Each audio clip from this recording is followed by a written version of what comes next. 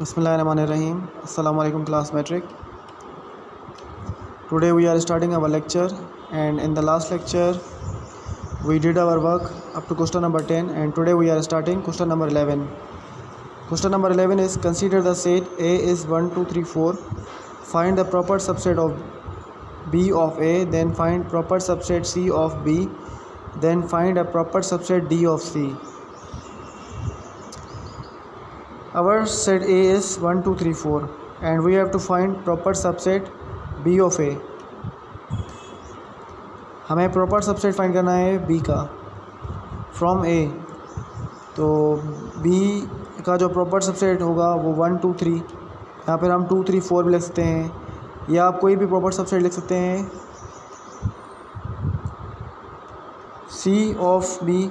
अब B हमारा है 1 2 3 जो मैंने लिखा है, उसके हिसाब से आप C भी लिख सकते हैं 2 3, या फिर 1 2 लिख सकते हैं, या फिर 1 2 3 1 3 लिख सकते हैं, एंड D ऑफ C.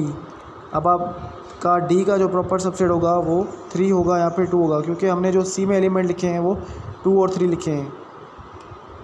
अब चलते हैं हम क्वेश्चन नंबर 12 पर. Which of the following are equivalent sets? First is A is A B C and B is 1 2 3. Here the number of element in A is A B C and total number of elements are 3, and in B total number of elements are 3. So the number of elements in both sets are same, so the set is equivalent set. And B is 1 2 3 4. In B A is 1 2 3 4 and B is ABC. Number of elements are different because in A number of elements are 4 and in B number of elements are 3. So number of elements are different, so it is not an equivalent set. Our C part is A equal to x such that x is a positive integer less than 6, and B is A E I O U. The elements of A are 1 2 3 4 5 because these are less than 6, and the element of B is A E I O U. These are the set of vowels, and the number of both sets are equal. Here are 5 elements, and in the is 5 elements. A contains 5 elements, so number of both sets are same. So this is an equivalent set. We can also write A equivalent to B, or both of these are equivalent sets.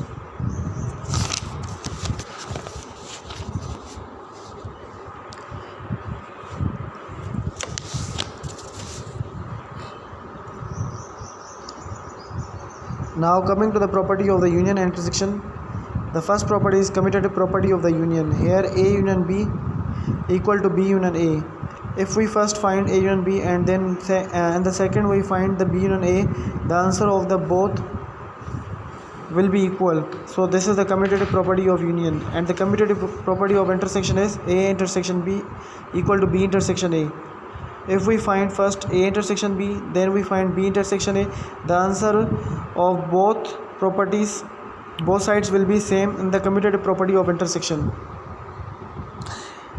Please note down that in commutative property we have two sets, only A and B, but in associative property of union and intersection we have 3 sets, and these 3 sets are A, B, C. Associative property of union. In the associative property of union, first we will solve B union C, then we will do union with A. So this is A union B union C, and then we will find in the next side A union B first, and after finding A union B, then we will find A union B with union C, and we see the answer of this side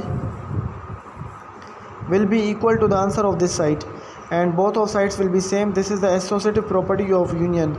Similarly, same property we have in intersection. This is the associative property of intersection. Similarly, see here, this is the associative property of intersection. A intersection B intersection C is equal to A intersection B intersection C. First in this side we will find a B intersection C, then we will do intersection with A, and here in this side first we will solve A intersection B, then we will do intersection with the C. The answer of the both sides will be remain same after finding both sides. So this is our associative property of intersection. Our fifth property is distributive property of intersection our union. This is the property distributive property of intersection our union. So this is A intersection B union C, because this is the property of intersection our union. So first we will write A intersection B union C, and then in the next side we have A intersection B with union A intersection C. So the answer of both sides will be same. Whether we find first this side and whether we find first this side, the answer of both sides will be same.